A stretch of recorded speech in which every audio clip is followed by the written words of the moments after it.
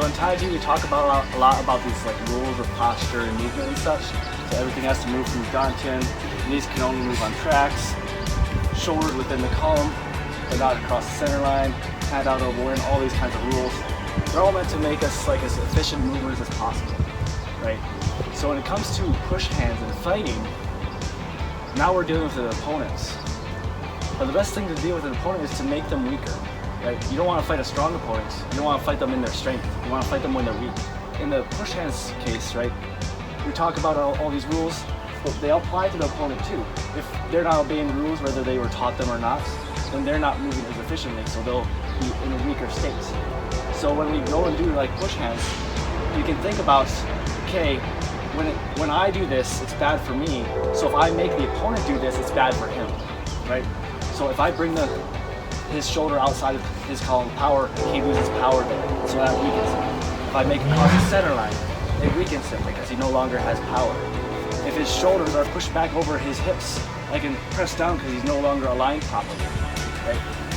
So as we start to get into a little bit more freestyle with the push hands, we're just going to think about one particular rule at a time and just be like, okay, how can I make this person break that rule, and then how can I use that to finish like the job, right? How can I push them off balance? So the first rule we're going to work on is getting their column to break, right? So if we're engaged here, right, I can do that by weaving through the biceps, and now that she's here, right, if she wants to push back with that, right, it's not going to do very well. So from here, it's just a simple push to go forward. And she can do the same to me, right? So as she gets engaged to me, she puts me outside that column, right? If I try to push back, right, I'm going to push myself off, right? Because it's just having good alignment versus having crappy alignment. So we're going to work on weave through, try to break their column, and move.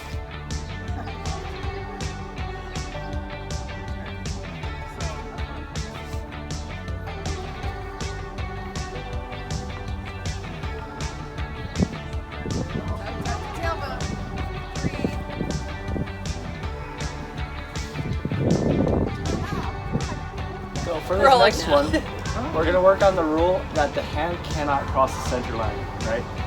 So from here, we're going to start like we're doing our push hands thing.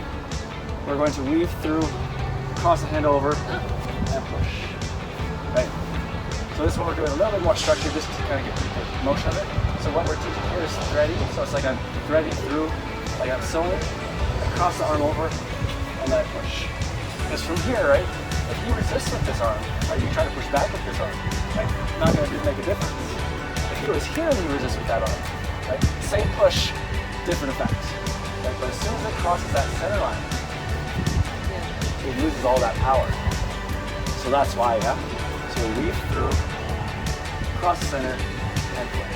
And if we're like thinking about this in like fighting context, like he's striking me, right? This is basically like that, right?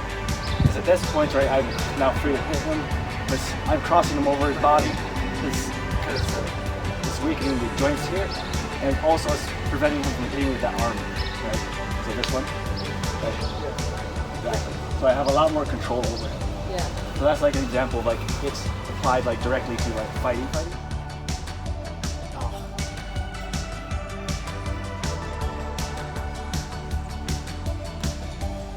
Oh, you got me good that time.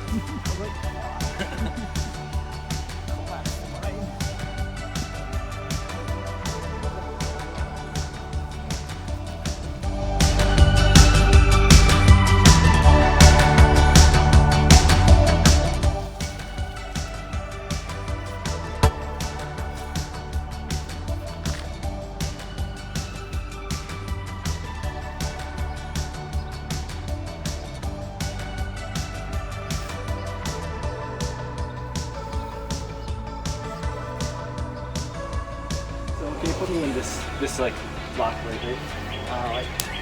Yeah. Right. So with this covered body column that we were doing, the reason why we want to keep the joints in particular alignment is because of the way we're going to get out of this lock here. What? Yeah. Exactly. So when we're going through this, right? Soften and follow the fingertips. Exactly. So I have this pointed in this particular way, and I spiral it all the way through. So I don't just kind of let this kind of die down and then come back up. But it stays straight. In that way, right? Puts this on me, and no matter how hard he wants to like hold me in this, right?